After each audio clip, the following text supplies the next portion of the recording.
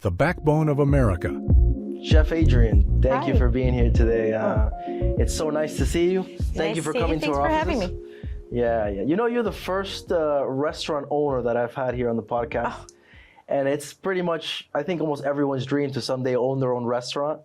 You know, some people, that dream has died early on. Some people have attempted to be a restaurant, you know, and maybe failed. But then some people like yourself have been very successful. So I'm glad to have you here and ask you some questions that I think would be helpful for our audience to understand the business, you know? Oh, thank you for having me. So culinary host, restaurateur, traveling chef, you do a lot of things. Yes. Give us I guess not brief, but an introduction to yourself and what you do. Well, I'm a chef, author, restaurateur. I've had Chef Adrianne's Vineyard Restaurant and Bar here in Miami for close to 19 years now. Wow. We are an independent restaurant. We were in 2022, we were the top 100 highest grossing restaurants in the United States for independent restaurants. So that means no partners, nothing. So it's self-funded. And yeah, I mean, this is how they say 8 out of 10 restaurants close. I don't even know what that number is now in present day economy. I just closed my 7th cookbook deal, and I have an Emmy nominated and 5-time Telly award winning podcast. Wow. Okay. Nutshell. There you go. Yeah, that's a lot. Thank So, I mean, if you had to define one line of business that is your main line, what would it be?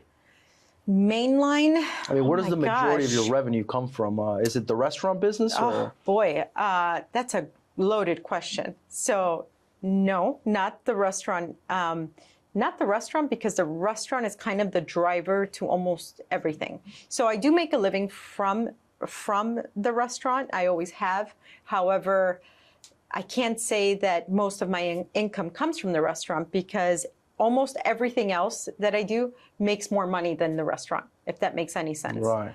But I didn't mean one restaurant. I just meant the restaurant business in general. I mean, I don't know, how many restaurants have you opened in your lifetime? In my lifetime, 4. 4. Yeah, 4 restaurants. And is your goal to open more restaurants, or is it to be a national chef, or like what is your? No, so it's funny because I get that question often, like, what's my goal?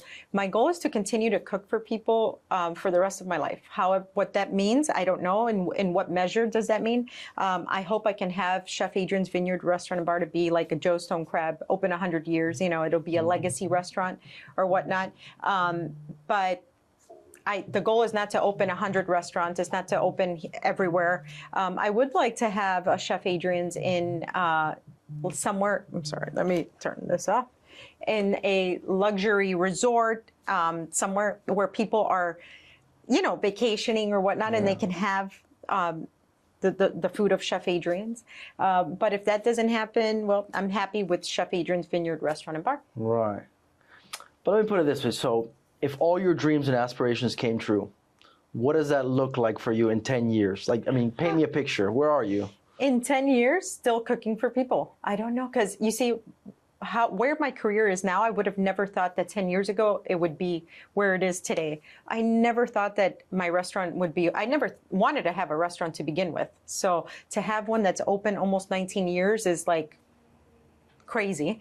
To have 7 cookbooks, that to me is crazy. So I always say, to be positioned, you have to be open to the next opportunity, and then be ready to strike at your best. So if maybe 10 years from now I'm gonna have more cookbooks, I don't know. Maybe the world of cookbooks is gonna change. Maybe maybe it'll be a show, maybe it's on YouTube, because people don't watch TV anymore. So maybe it's a product line. Right. I don't know. You're open. You're open. You're very well diversified. I mean, you're doing catering, food shows. I saw the event you did with Lexus. Yeah. What is that called? Is that called? That's what, event catering? It's not event catering. We just, you show up. Lexus hosted me in Aspen, Colorado, for their the Food and Wine Classic, and I brought one dish, you know, and served it to people there, and it's just showcasing what you're about to the masses. Oh, I see. So, you know, if I'm able to do that 10 years from now, that's awesome. That's a win. So you just like being in this business and doing a bunch of things. Yeah, I mean, who doesn't love food? Yeah, I always say, like, there's so many businesses out there that they're very niche. They're very specific, right? But no matter where you are, what you do, whatever walk of life, people love to eat, and food is entertainment. So we're in a world where so many things are taking, like AI is taking over almost everything, right? Unless you're a mechanic or a welder or something. Now it's in reverse. But food is just food, unless you're just feeding yourself, for feeding yourself. But if you're like, when you're sitting at your office during the day, you're thinking about, okay, where am I going to go out to dinner? Or what are we going to do this weekend? And usually that surrounds food. Yeah, I agree. Yeah, I mean, but it seems like you like changing it up, and most restaurants don't change their menus. If something works, they stick with it. You like to experiment and explore. So it seems like you're more in the luxury, maybe for the 1% that want to try something new, want the fusions, the experiences, the summer menus, the experience, Absolutely. I think, that's the difference between going to a chef-driven restaurant and just like any other type of restaurant. We have our menu. Some of the items on our menu haven't changed in 19 years, pretty much, because they're what I consider to be like the greatest hits. They were once a special, and people loved it so much, they made it to the menu. And that's how I've operated the restaurant since day one. But every day and, weekly, and if not every day, there's different specials coming on, because we have people that sometimes come to the restaurant 2 and 3 times because they know there's something new coming. And I'm just still in love with that part of my career, where I'm like, okay, I want to work with this ingredient today. All right, let's bring it in, and I want to create it for my guests. Understood. We talked about this earlier, social media. I mean, a lot of people, they're not watching TV anymore, they're on social media. How much of your success is driven by social media? That's a hard measure to say how much success is due to social media. I think nowadays in whatever business, but especially in the restaurant industry or anything that you really are getting a service from,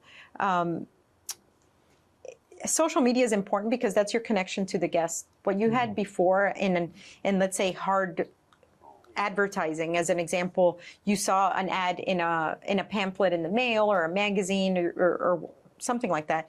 Now it's social media. I feel like I've kind of grown up with my guests. A lot of my guests are my age, or even if they're a little bit older, they watched the evolution of the restaurant. They saw us, because we came from the time of when Instagram came on and when Facebook was really booming. So I mean, my third cookbook is called Maximum Flavors Social, which is the arc of how social media impacted the restaurant industry. You went from reading in the newspaper what restaurants were opening on Thursdays so that you can go on the weekend. And now you just go on social media and you can follow your chef, your restaurant, whatever, and know what they're doing that day, what they're serving. Were you an early adopter of the social media? Yeah, 2007. 2007? 2007, no we had social media, and it was very slow and sluggish, and pictures were bad. I didn't think it went that far back. I was thinking like 2011, 2012. Yeah, 2007 was Facebook, and then 2012 was, you're right about, that's Instagram time. Got it. Yeah. Okay. Yeah. Huh. Okay. And what's your role today? I mean, we talked about how social media, it's a full-time job. Oh, yeah. I mean, it's very productive, especially if you can find the right audience. But I imagine you're not, spending a whole lot of time in the kitchen then working so things unless you have a camera on you. Well, that's part of and that's actually part of where I think we've been very successful is if I'm in the city, meaning I don't have an engagement outside of Miami, I'm in the restaurant. And I have always been able to see through the lens of, let's say, the viewer or the guest. So I will document something that doesn't have to be staged. Like I'm at the pass, as food is coming out on nightly, and I'll just record it and I'll put it on. So people feel like they're there, they're at the pass. This is right where the food gets garnished before it hits the table. That's it. And again, people feel like they're at the restaurant when they're not, and then it makes them want to go because they see what's really going on behind the scenes. If I'm making, like last night we had a wine dinner with Camus and Emilo, and I walk into my dining room and I see it decorated like extra, like it's elaborate, for the event. And so I start filming the preparation of handmade gnocchi and the polishing of the wine glasses, and the way that the sun setting hits the glasses, the polished glasses. That's a big deal to me. So I film it, and then it goes onto my social media. That's it. It doesn't have to be fancy or anything, but and people feel part of it. Yeah, I've been getting a little bit more immersed in this experience of dining. I'm not a fancy diner, but we've been financing a lot of yachts lately, and a lot of people hire private chefs, and they say the whole experience, and they tell me like, one of our last guys he was a chef for a yacht that's like 150 feet, you know, so like you're talking about like the epitome of like luxury, you know? Yes. And he tells me that the owner, he wanted Joe stone crab, so the guy said, oh, the factory where they bring it to. He's like, no, I want the packaging from Joe's. I want you to order direct. I want the Joe's experience. And that's not me, but I know there's a market for this. Oh, you know? yes. So, that's one of the things that we do, where we will, a lot of times we have to sign NDAs and we can't say who we're catering for, but we'll bring the Chef Adrianne experience onto these yachts. And very cool. Again, everything, there's so much, you're having, let's say, a business meeting, or you're having friends come over to your yacht. You know, you still want to entertain them with the best of the best. Yeah, agreed. Now you mentioned did you mention that you were self-funded on your first restaurant? Yeah, that's a funny story. You might be way too young to know who Montel Williams was. The name sounds familiar, but I don't know. So do you know who Oprah is? Yeah. Okay. So all right. So Oprah Winfrey, her competition on daytime talk shows was Montel Williams, and in 2005, he goes to retire, right? And that was my very first cookbook, had just come out. At the time in 2005, I was the youngest cookbook author in America. So his very last show, he was doing the youngest in many, many categories, and he was interviewing them. So I get a call a week before that, and it's like, hey, we're flying you out to New York to be on the Montel Williams show.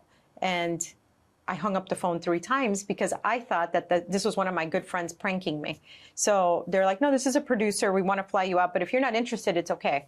Well, a week later, I'm out in New York City for his last taping. He holds my cookbook in the air, and he says, everyone's got to buy this book. Long story short, I saved all the money from the cookbook sales, and I'm 22 years old at the time. And I opened Chef Adrianne's Vineyard Restaurant and Bar. People were like, oh my God, save that money. And I'm like, no, I'm going to open my restaurant. Oh, you have no experience. Risky, yeah. That's but a big risk. I was like, well, you're 22. I mean, you got nothing to lose. I mean, you could fail and start right over again. That was exactly my thinking. I'm like, well, I never had this money to begin with. I have time now to just be a regular chef at a hotel or a great restaurant. But if it works, this is going to be great. Yeah. Well, I hope you're no longer friends with these individuals that discourage you from starting your first restaurant. Oh, no. I mean, it's... all right, cool. Yeah. How likely is that to happen today? I mean, costs are through the roof. Oh, my God. You know, self-funding your own restaurant. What's the cost to start an average restaurant today in Miami? It depends on your square footage. It starts off with your lease, pretty much. No, right. But let's say, what's a standard restaurant in Miami? Maybe 70 to 100 seats? Yeah, 70 to 100 seats. That's okay. It's a wild guess, by the way. I don't know That's a anything wild guess. Anything under 120 seats, you're not really going to make money. So you have to think like more. that. Okay. You need a little bit more seats than 120 to 200 is a good amount if you're. Okay. And I'm talking from a sole proprietor perspective. Not a franchise, right? So independent restaurant. Independent restaurant, exactly. 120, let's say 160 seats. Okay, 160 seats. And I imagine you have to buy an existing restaurant, because I've seen restaurants get permits and take years. Yes, second generation restaurant, turnkey, even better. You want to avoid any type of... What's the difference between, you mentioned second generation and turnkey. What does that mean? So second generation means that it was already a restaurant, okay, but it's not necessarily turnkey, which means you might have to do some improvements, or you might have to switch out some operating permits, you know. I see. Now, turnkey, it means you literally turn the key and you can open next week if you wanted to. So turnkey is always, you know, the best or the fastest if you need to make money right away. Second generation is the smartest type of investment. And the worst thing is to build it from the ground up. That's the worst thing you can do.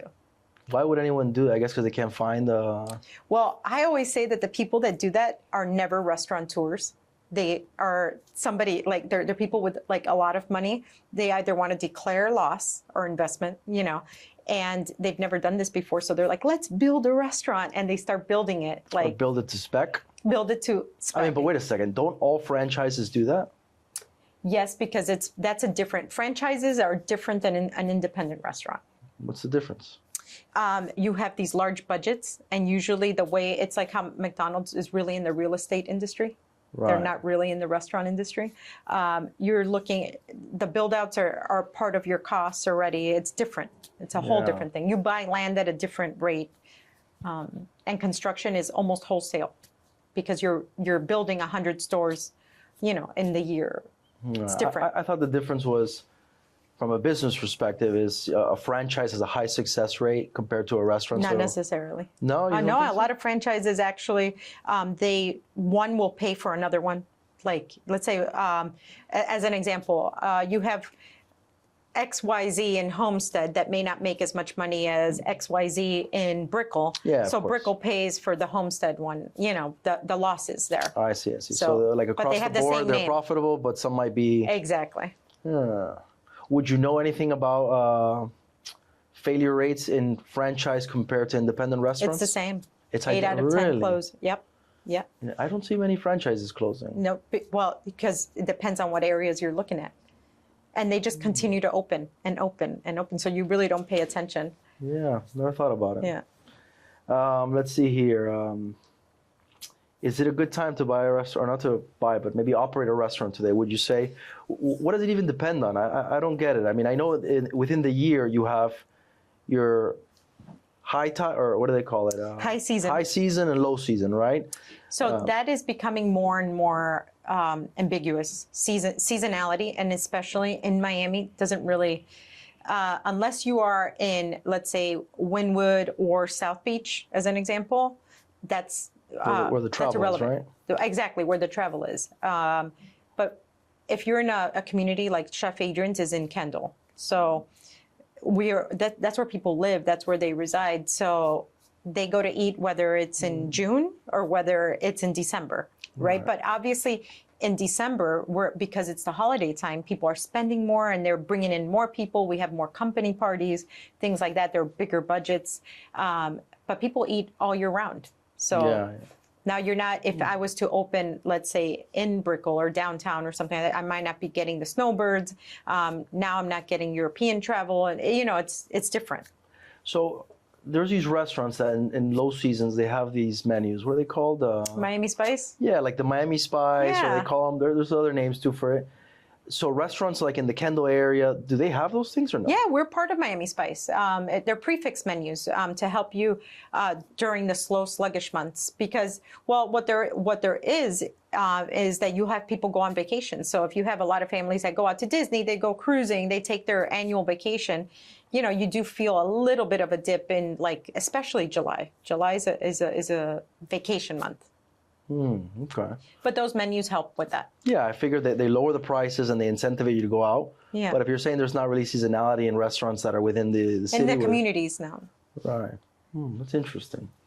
All right. So besides the seasonality in the year, outside of the seasonality within the year, what other factors come up? Like, is today a good time to open a restaurant, or is it saturated? I mean, what do you look for when you consider, I want to open another restaurant? Present economy is not restaurant friendly, just because inflation, just because labor is so high. There's so many things that have skyrocketed in the last year or so. But you can still work around that. You can work with that. So if you're a true restaurateur, you're going to know how to pivot. And there's always opportunity inside of every difficult situation. So my advice is still the same, whether it's a great time to open a restaurant or not a great time, which is you have to really be a restaurateur. It's very hard to be successful owning a restaurant if you're an architect, if that makes any sense. Right. Now, if you're an investor, make sure that you're investing in a restaurant that has a real restaurateur. And how do I know that? they don't have a How do you- sign on their head. But how do you? I mean, how do you know how to spot one? A good Track record. I could tell you when I speak with experience. Experience. I could tell you when I speak with my colleagues, I'm like, that's a good one. This one really knows. If I can talk to you, if we're sitting off the coast of France and you're talking to me about how your potatoes just went up last month, I know that you're a restaurateur because that means you have your thumb on the pulse. Doesn't mean you're peeling the potatoes, right? But it means that you know what's going on in the restaurant. You know how your costs fluctuate. And so if you have an investor, they're going to care about the bottom line. So if you know what's going on, boots on the ground, you know how to pivot if your potatoes, so to speak, go up. So that means that your ROI is going to maybe switch out menu items or things like that. Yeah, or then you're going to play a game with your purveyors. Hey, I can get them cheaper from here, there. You know, yeah. So then that means that you're protecting, you know, your investors' ROI at the end of the year. Yeah, that's what I do. I mean, I don't know anything about restaurants, but as a businessman, I think if I'm going to make, 50% margin on potatoes and I can make, 100% margin selling noodles, or pasta, I'm going to focus on the things that have the highest ROI. Same thing with the drinks. I mean, for years, I've always heard that the money's in the cocktails and the alcoholic beverages. Yes. So I would be like, when people need to push them, they need to create something unique, like maybe a monthly menu difference, that way it keeps people excited about trying new things. Correct, yeah. Do you guys do anything like that at your restaurant? Oh, all the time. We have a cocktail of the month, but at the end of the day, what we do is push excellence. There's only so much of the market that really wants to try new things, but if you're known for having, like we were voted to have like the best old fashioned in Miami, we do really great 2-ounce pours. So instead of your typical cocktail, we'll have a 1 to 1.5 ounce. We do automatic 2-ounce pour. We only use top shelf liquor, really. And then everything is fresh. So if you're doing a margarita, you're getting it with fresh pressed lime. You're never going to have sour mix in there. Things like that. So once you taste something that's well crafted, you don't need to do you don't need to reinvent the wheel. Right. Because people gravitate towards like, oh, that was excellent. I'm going to have it again. Yeah. You want what's great. You want it over and over again. Now, do you look at people that give you good reviews, or is it more like you do it on a numbers basis? Because I don't like old fashions, but I have a lot of friends that they always go for that. And I would just look at the numbers and be like, oh, I think this product sucks, but the market keeps ordering and they love it, so. Yeah, absolutely.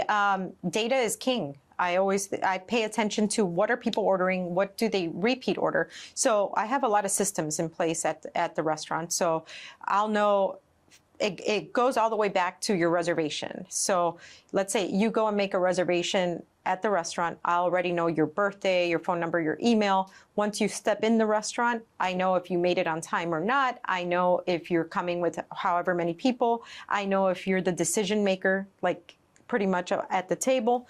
From your first visit, I'll know what you drink, how long it takes you to order, things like that, your preferences. Why would that be good information? I mean, you're not going to make it on the, like...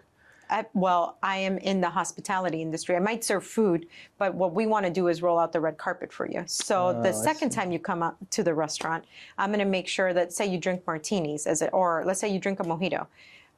My service staff I train them to make sure that they know that you drink mojitos. You like it with let's say...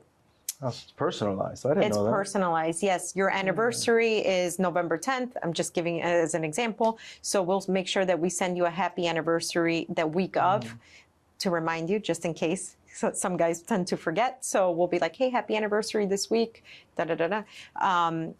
And if you ordered our bread pudding on the first go-around, our servers will say, hey, you guys enjoyed the brown butter croissant bread pudding on the first go-around. Would you like that again? Things like that. Very interesting. Tell me about the economics of the happy hour.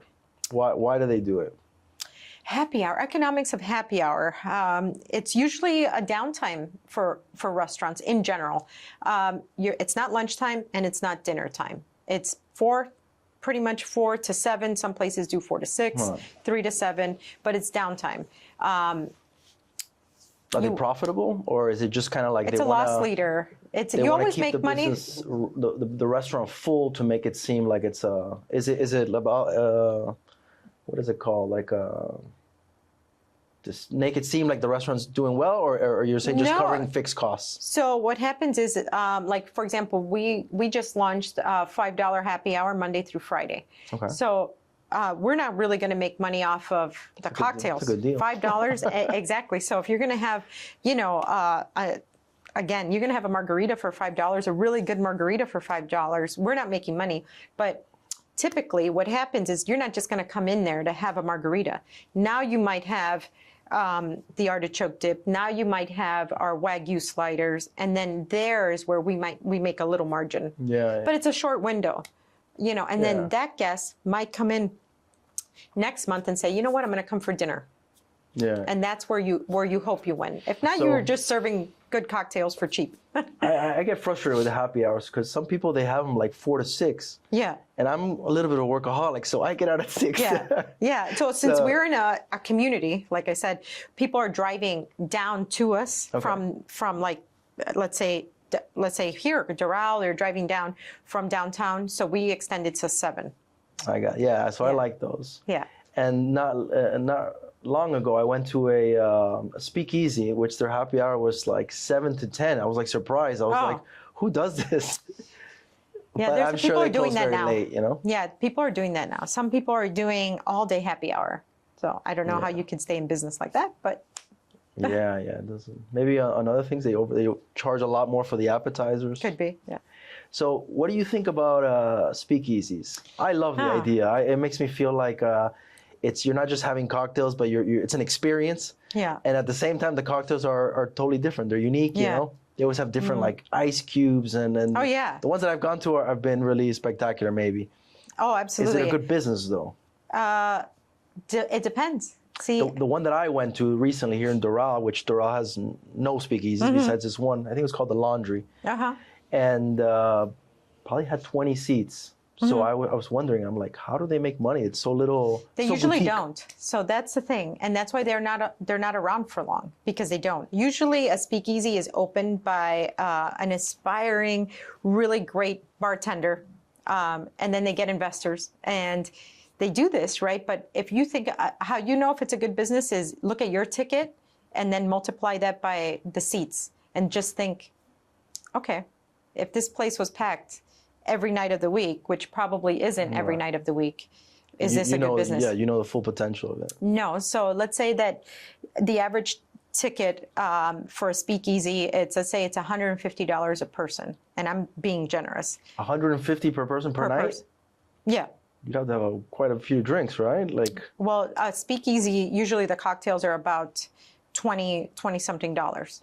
this one was super cheap actually, but yeah. Also, even worse. I'm talking Yeah, about, yeah. I'm giving you Austin I was prices, actually, the birthplace of and speakeasies. remember, I was there I just happened to be there right after work, and they have a Okay. happy hour from 7 to 10. Oh, Lord. Okay. And so the drinks were like $12. I was like, this is insane. Okay, so let's do your math. $12.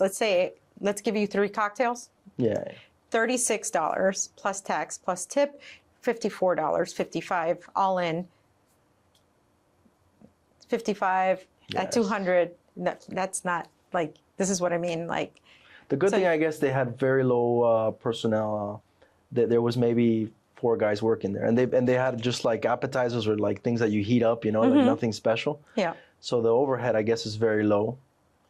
But yeah, it looks like it's something more that people just want to earn a reputation. They want to have Correct. something unique. That's what- Tell their yes. friends. Yes. Like it's something to brag about. Right. But it's not. There's no revenue. There's no money. No, and even if you made $1,000 at the end of the night, there's so many other things you can do to earn $1,000 or other businesses that, and again, that's being very generous, because even if you were making 10 grand a night, when you take away like your prime costs, your hard costs, your fixed costs, there's very little window for a profit margin there.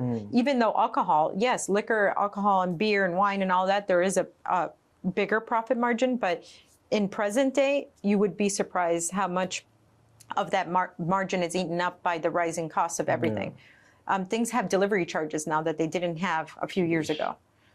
So you're not opening any speakeasies anytime soon. Is that what you're saying? No, absolutely not. I got it. But I do enjoy going to them. Oh, I yeah, love nice. Austin. The speakeasies in Austin, Texas are ridiculous. What are some good ones here in Miami? You know, I've never been to one in Miami. I don't know many, honestly. No. When I went to London, there was quite a bit of them. But yeah, I always ask because they're not, they don't advertise much. They have like their clientele, and anyways, maybe keep asking around. I guess I'll keep looking. I guess that's the beauty of it. Like it keeps you like in suspense to like maybe one day I'll find a good one. Then don't tell anyone. Then don't tell anyone. Let's see. What about your competitive advantage? I mean, your restaurant here in Kendall. What is it that if I'm driving around and I'm considering a meal, what is it that you want me to think of when I think of your restaurant? Is it cost? Is it quality? Is it an experience? What is it? It's the experience. I think that we're still, even in present day, there's still not another restaurant that does what we do. We're inspired by Napa Valley, California. It's new American cuisine inspired by Napa. And it's a very personalized experience. At the end of the day, you still feel connected to me. You're at my table. We're 270 seats now, but you're still feeling like you're at my table in my home, pretty much. Because our menu constantly is changing, even though we still have our fan favorites on there for so long. I think that we've extended our reach while still keeping what has kept us very successful.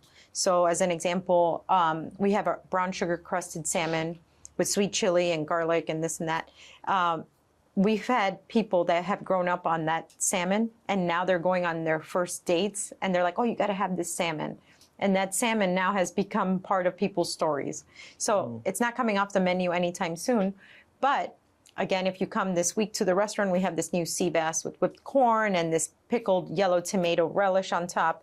And it's something that it's new. So if you're coming all the time, you've never came, or you're coming more than once a week, there's always something for everybody. Got it. Well, we talked about price as being a challenge, and you're a very well-established restaurateur, it's a hard word. What else is a challenge? I mean, now that you've kind of dialed it in, you've been 19 years in business. I mean, what worries you about this business now? That it's never stable. It's never been stable. It's even less stable now. So at the drop of a dime, your costs for, just as an example, our lamb chops. It's been one of, that's a staple on our menu. New Zealand lamb chops. From last week to this week goes up $4 a pound. Just like that. And what, you feel you can't pass it on to the client? Nope, we don't pass it on to the client. And even if we were even contemplating some of that, you can't make that change fast enough. So you have to make sure that you're always paying attention to what's going on. A couple months ago, we had to take it off the menu for a second until we got a grip on what the costs were. We had to do some negotiations with our purveyors because it went up like $6 a pound. And there's no way, you don't survive that, and you don't pass that on to your customer either. You don't want to be changing menu prices all the time. And I can imagine you don't mind taking a hit for a short period of time, but in the long run, you sell what, you don't make money, you're out of business soon. Right, exactly. Yeah, okay, that's interesting. So margins, tell me about the food versus, is it traditionally always been the same? Prices have gone up so much lately. What do the margins look like on food versus cocktails? You're talking about 10 to 12% on cocktails, and that's just cocktails. Not, 10 to 12% of what? That's your profit margin, usually. How could that make sense? If a cocktail is $16. Yeah, so your profit will be at the end of everything. Now, it depends. Are you talking about EBITDA or you're talking? No, I was thinking, well, I guess that's the thing. So you have your gross, which is insane, so if we talked gross, we can say, okay, 33% profit, but that's not really real. And if you're talking business and you always have to peel back that onion and be like, realistically, these are your real numbers. There's so many factors, but let's go to like a bottle of wine. Okay. A bottle of wine costs how much? A decent one? Oh, no, that depends, because you can have a decent $10 bottle of wine, flavor-wise points. It'll be 95 points. And you can have a $500 bottle of wine that'll be 90 points, even less. So it just depends. Kill me with, I have no idea about the points. Oh, that's how wines are rated. But I mean, Wine okay, so Spectator. the average wine, my experience again, is maybe you go in a restaurant, $12, $13 a bottle. I mean, a glass. Okay. I mean, that bottle is not costing $45. Usually, rule of thumb is the glass pays the bottle. Exactly. So a glass has a markup of, the cost is 300%, I'm guessing. So in other words, if you can grab one bottle that costs, let's just do a round number, $10. You sell 4 glasses, you can make $40 on so the margin is 400%. But that's your gross. That's gross, exactly. Obviously, by the time you put in your everything, you're saying the net is 10, 12%. Correct. Meaning that if a restaurant does $2 million, you can expect to make 200,000. No. 10%, no. So no, because not everything is that margin. Sorry, not everything is that margin. A really good restaurant is going to deliver, and I'm talking to you about a low cost. So it also depends on your type of menu. Will deliver you double digits, meaning 10% only. Like if you can reach a profit of 10% at the end of the year, it's a home run. Steakhouses on $2 million revenue. You're only 10% is 200,000. Correct. That's your best case. But that's a low cost. That's your best case, and we're talking Flanagan's type of thing. Low cost. You're selling fingers, sandwiches, fries. You know that. If you're a steakhouse, your costs are higher. So you're talking about a 35 to 38% food costs. Okay. So now you're eating that margin. Right. Literally. So you're making even less than 2. Yeah. Normal independent restaurants that are chef-driven operate or generate a profit of 3 to 5%. Wow, so it's very low margin. Huh? Very low. Not only that, but it doesn't leave a lot of room for error. Exactly, no room for error, and that's why I always say that when I speak like with my colleagues, it's important that you're a real restaurateur because every slip up, you're eating that 3 to 5%. Right. So now if you have investors, that's why if you have an increase, let's say in lamb, or you have to know how to pivot fast. Yeah. So your margin doesn't go down. Yeah. Sheesh. Okay. So today, what's the most ideal size restaurant? You discussed between 120 and 200. And what does it cost to open today? If I wanted to buy if it was a turnkey, I wouldn't even buy it. I'd be leasing it. You'd be leasing it, yeah. So does it make any sense to buy versus lease? No. It's a terrible business, overall. Yes. No. So ideal size is between 150, I would say 150 to 200. And I say mine right now, I think mine is an ideal size because it's 270, but it's 270 including 6 event spaces that I switch out for, let's say I'm hosting a private event, and I have another side where they're throwing, let's say, a 70th birthday party, and I can have a chef's table in another. I can have GCMVB doing a happy hour.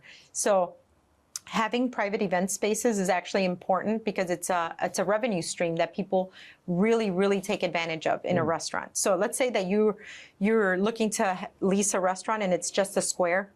A lot of places are storefronts that are just a square, and that leaves you no private events. Well, you just canceled out a revenue stream that is big, especially in Miami. So you must have enough square footage that you can build out, or that it already comes with private event spaces. And then you want to make sure that you have enough seating that most people want to have dinner usually between 6:30 and 8:30. There are the early birds that go earlier, and you have the ones that come like at 10 o'clock at night, but that's not your bulk, right? So if you only have 50 seats at 8 o'clock, well, what's going to happen? You're shooting yourself in the foot. You're turning away clients. You're turning away clients because a lot of people are not going to wait till 10 o'clock for that table to empty out to eat dinner, Yeah. And a lot of people are in these fasting windows nowadays that they're like, I'm not eating at 10. I need to make sure if I'm eating pasta tonight, I need to make sure I'm eating it before 7 or something like that. Yeah, or if I'm drinking, I'm not going to drink and go to sleep. Has actually meant that this only gets, I don't want to be negative, but from what I understand, there's a trend that people are drinking less. Oh, They're yeah. trying to be healthy. Oh, yeah. Wellness is a big deal. And on top of that, they consider more what's in the menu, so they don't want you to.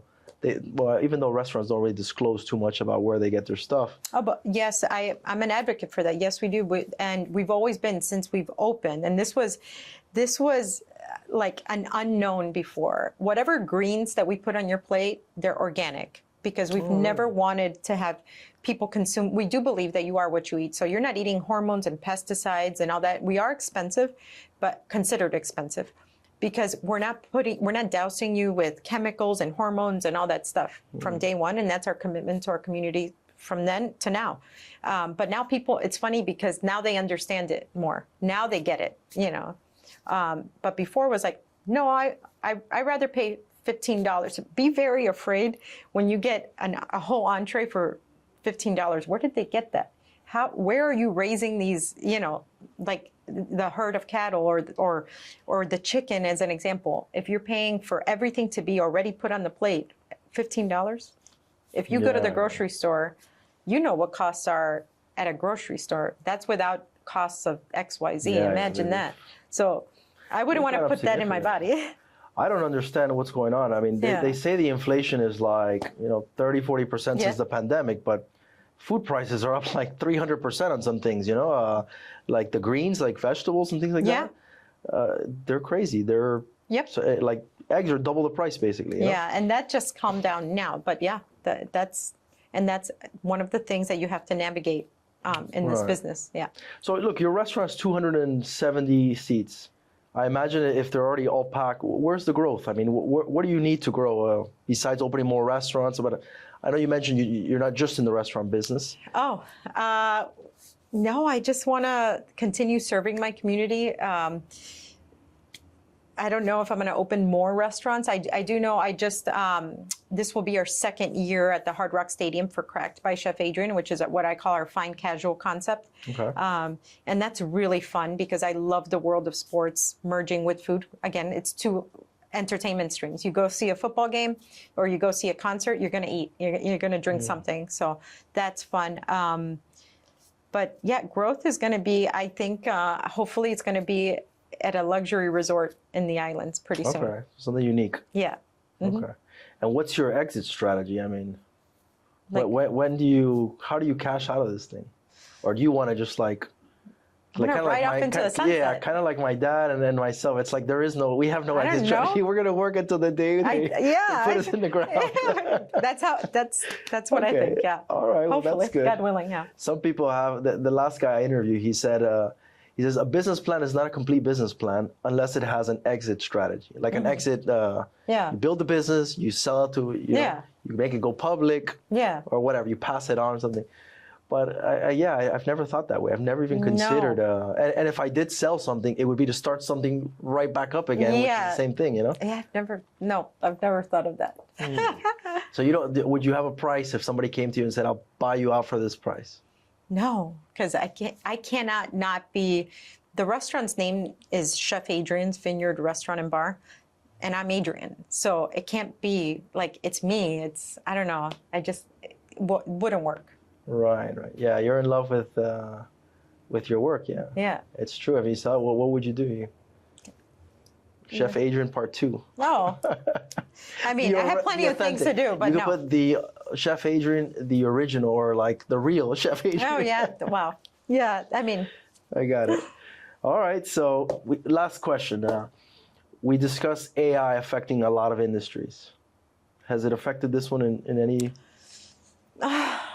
I don't see it. I mean, I don't see it. I think that anything that has to do with, how can I say it, not productivity is untouched. Like if it still comes from human creativity, like I think AI is still not touching. Like maybe AI will somehow figure out how to cook your food one day, but through like robots and whatnot. But for now, no. I think it helps with AI for sure can say, hey, can you help me out with creating a list for inventory?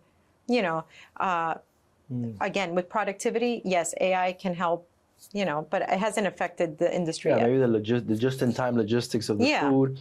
No, I was thinking more of like technology in the sense of like the waiters. You know, a lot of people, like Chili's, just started having the menus on a QR code. on a the QR code, which I think is a good idea. You know? But they used to have the menus like on a little dashboard, and so they were trying to do like no waiters. You know, kind of like you order your own menu, you pay at and it saves a lot of manpower really. Oh yeah, it does. But the type of restaurant that we are is that personal touch. Yeah, it's not a. So even if that were to happen overall, I think we would still keep the person waiting on you, because again, we're not that type of like a restaurant. But we want that in the industry in general. Yeah. I know that your boutique kind of experience. You want to ask the waiter like, what do you recommend? Correct. You know, like what's the special it's of the bespoke. month? So we want it tailored specifically to you. Yeah. So there's no way to put that into a machine just yet, because the machine wouldn't know you specifically. You know, so. Well, I mean, it wouldn't be personalized, but I'll tell you right now, that machine might know. It could know everything about you in 1 second, basically, and what a guy could never do, you know? Right. Just because they can pull you up, but that's probably sometime in the future. Yeah. And even then, you'd feel like nobody wants to deal with a machine, you know? Yeah, it's not personal, so it's weird. You know, I see that there's a return. Like now, there was an era where people, like maybe 5-10 years ago, before pandemic, where people they didn't want to be in crowds, almost like social anxiety with communal tables. I remember when Starbucks brought in communal tables, and a lot of restaurants brought them in and had to cancel them because people didn't necessarily want to, dine with a stranger and having to open a conversation and stuff like that. Since the pandemic, where you were stripped of any social interaction, now people want it more. And then now more that people are more screen time, all the time. When I do these wine dinners or chef's tables, more than often they're strangers, and you see them wanting to engage in conversation and wanting that human interaction more. It's more now than ever. Yeah. Speaking about that, one thing that I thought was very interesting is the CEO of Starbucks came in and said, you know what, it makes more sense, that it'd be more efficient if you just type the order and you get a printed label and you put it on the cup. Yeah. And they tried it, and people hated it, and they went back to ordering through a Sharpie. Yeah. And so the news came out like, Starbucks spends like $5 million on Sharpies because they made every store back. Yeah. So I was it was interesting, that people want that personal touch. They do. How much of this and how much of that, and they want to see their name on the cup. They don't want to see it printed. They want to see. So when I opened Chef Adrianne's, it was me, my chef, and actually my mom was my person who used to clean the plates at the end of the night. Like, how you pretty much before the plate goes out to a table, you do a wipe around the edge. So 3 of us in the kitchen, and that was it. But never does it happen where the person who's cooking your food and dressing your plate never really touches the plate before it goes out. So because I was like an anomaly back then, I would sign with a bottle with a balsamic glaze, an A, so that my guests would know that I signed off on that plate before it left the kitchen. Well, again, I was 22 when this happened, and it became a thing. So all my plates come out with a little A at the edge. And so I thought, now, this was in 2020, I'm going to remove the A. I'm going to save so much spending on balsamic glaze, and who cares about the A on the plate? Like, that's tacky now. Nobody cares that I sign off on the plate. Oh my God. The first night that those plates went out without an A, they were like, where's my A? How come I didn't get an A? Regulars. And so the A is back on the plates. But okay, very cool. I could save so much money on balsamic glaze, but the personal touch matters. Even still in present day AI kingdom, it matters. Cool. Very unique. Thank you so much for coming. Thank you for having me. I've learned so much about the restaurant business, but I don't think I might be starting one soon. It seems like a tough business for a tough individual. It's for cowboys. Yeah. But I certainly appreciate everyone out there that is making that effort to do the experience, because we need them. So thank you. Thank you. Made in America.